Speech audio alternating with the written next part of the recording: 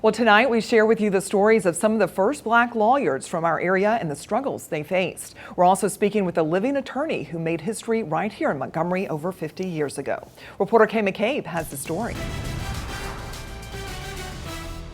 It was being a lawyer at a time when people of your same race weren't allowed to serve on juries, when you would be the only black face in the courtroom. John Browning, law professor at Faulkner University's Jones School of Law, shares his deep research in finding Alabama's first black lawyers who paved the way for many today. It's important to tell what the history books haven't. Through his research, Browning talks about John Carraway and Moses Moore, some of the first black attorneys in Alabama, dating back to the 1860s and 70s. He also describes many of the struggles them and their peers faced in and outside of courtrooms. Physically attacked, killed, mob violence, lynchings, merely for the fact that they dared to be a lawyer while black. By the year 1930, Browning tells me there were only 4 black lawyers in the state of Alabama.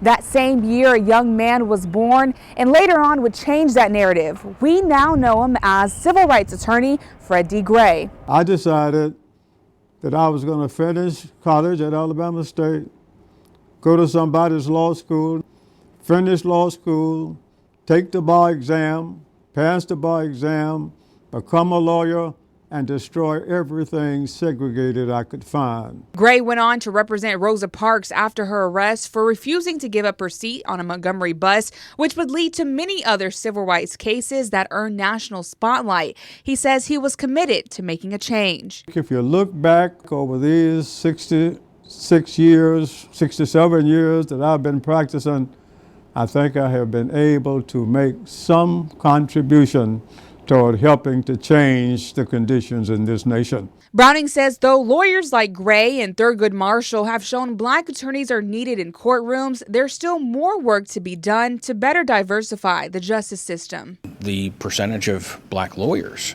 is only about 4.7%. So we're not doing enough to make our profession more diverse, to make it a reflection of the society that we as lawyers represent. Kay McCabe, Alabama News Network.